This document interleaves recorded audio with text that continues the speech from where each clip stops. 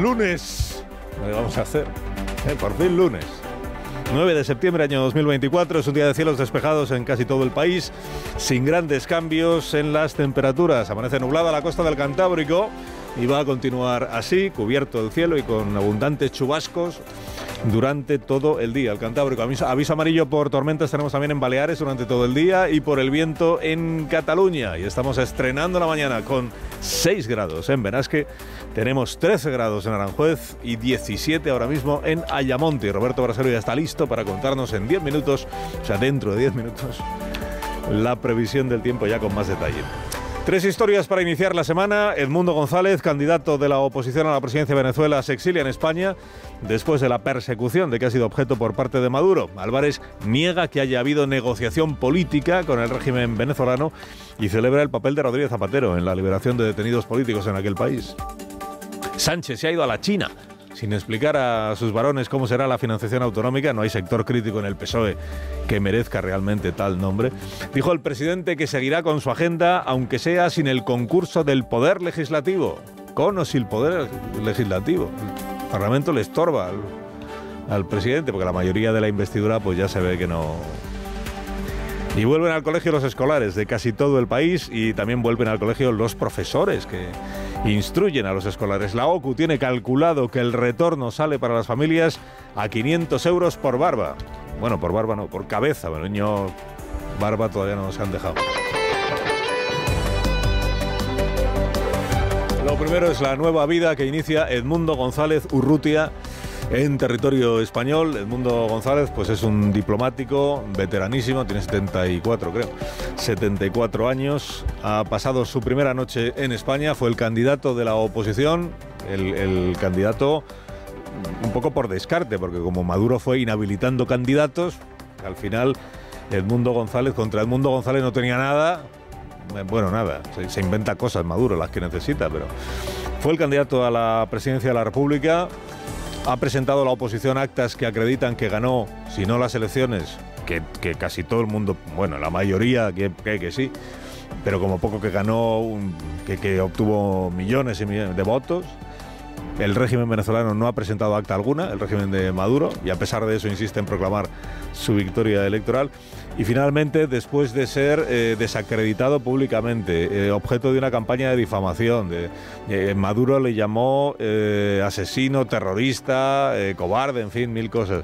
Después de haber temido incluso por su integridad física y de haber estado refugiado en 2 embajadas en territorio venezolano, pues finalmente lo que ha hecho Edmundo González es solicitar al gobierno de España el asilo político en nuestro país y el viaje previo, claro, a nuestro país para poder dejar atrás lo que probablemente habría sido un encarcelamiento que ya sufrieron otros líderes de la oposición. Y de momento todo lo que se le ha escuchado a Edmundo González es este mensaje de WhatsApp que ha querido hacer llegar a sus partidarios, compañeros, seguidores en su país, Venezuela. Mi salida de Caracas estuvo rodeada de episodios de presiones, coacciones y amenazas de no permitir mi salida.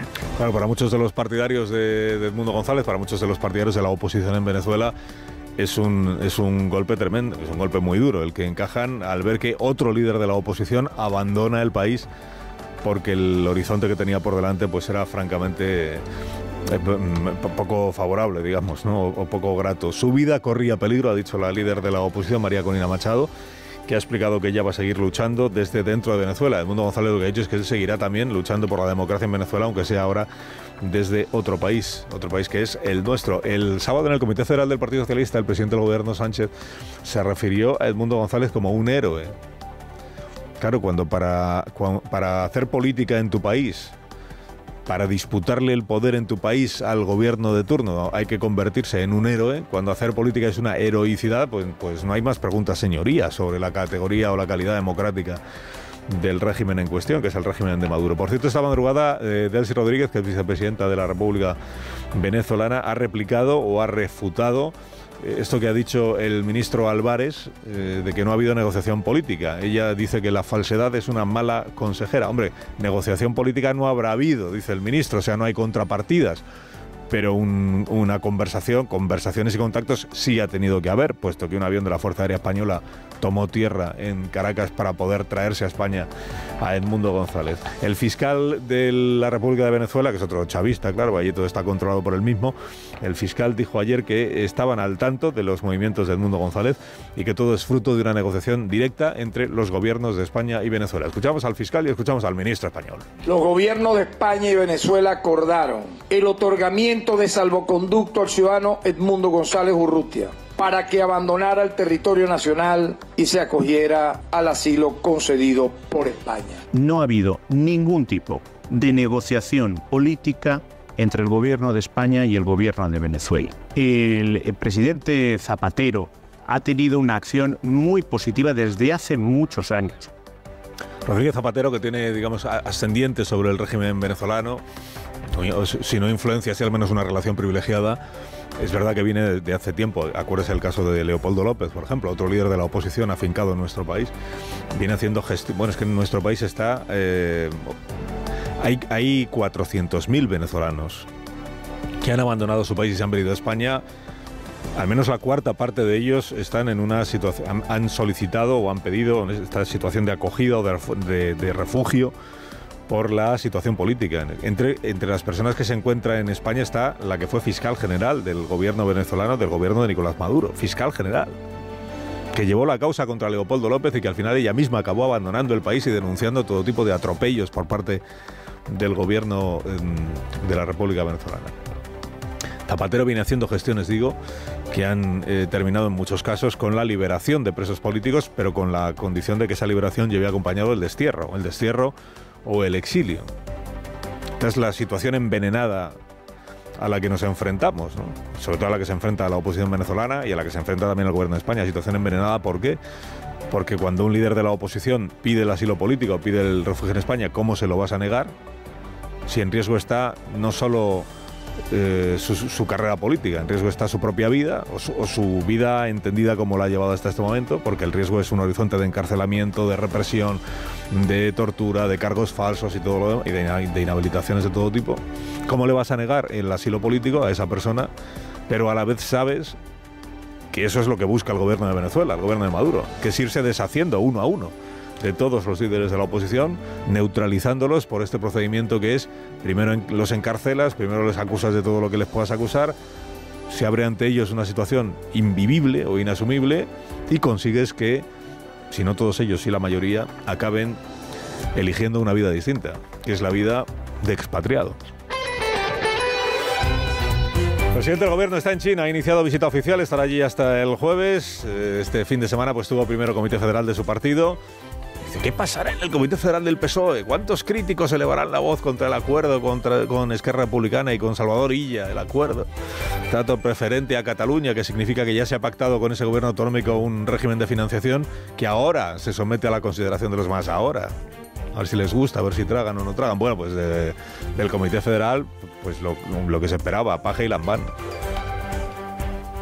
Y luego un poquito Lobato, un poquito Gallardo, pero tan poquito que llamarle a eso disidencia sería un pecado, ¿no? Y esta frase que pronunció el presidente Sánchez en ese discurso homilía ante el público del Comité Federal, ante sus discípulos, esta frase que revela seguramente por dónde van los planes del presidente para la legislatura, lo que queda de ella. Vamos a avanzar con determinación en esa agenda, con o sin apoyo de la oposición, con o sin un concurso de un poder legislativo que necesariamente tiene que ser más constructivo y menos restrictivo.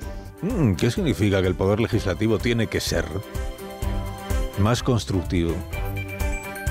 ¿Qué significa que el poder legislativo es restrictivo? ¿Qué significa gobernar sin el concurso del poder legislativo? Bueno, de entrada significa que presupuestos generales para el año que viene el presidente se va resignando a que no va a haber, porque Junts está como está y no está por la labor de apoyárselos. A gobernar sin presupuestos generales de nuevo, bueno, que se prorrogan otra vez. Gobernar sin poder sacar adelante proyectos en el Congreso, gobernar sin que el Parlamento te convalide los decretos que apruebas en el Consejo de Ministros. ¿Se puede gobernar así? Sí, claro, se puede gobernar así. Pero al final estás admitiendo que gobiernas en contra de la voluntad mayoritaria de la sociedad española, que es la que está representada en el Parlamento. Como el gobierno mismo se encargó de recordarnos cuando lo de la amnistía. Bueno, las encuestas dirán lo que digan, pero en el Parlamento, que es quien representa a la sociedad española, tenemos mayoría a favor de la amnistía. Como tenemos el concurso del Poder Legislativo, entonces nadie podrá decir que estamos en contra de la sociedad. Bueno, y ahora que no tiene el concurso del Poder Legislativo, pues gobernamos igual. Nuestra agenda sigue. Bueno, es el día de la vuelta al cole para la mayoría de los estudiantes de nuestro país y de casi todos los ciclos que hoy vuelven a clase.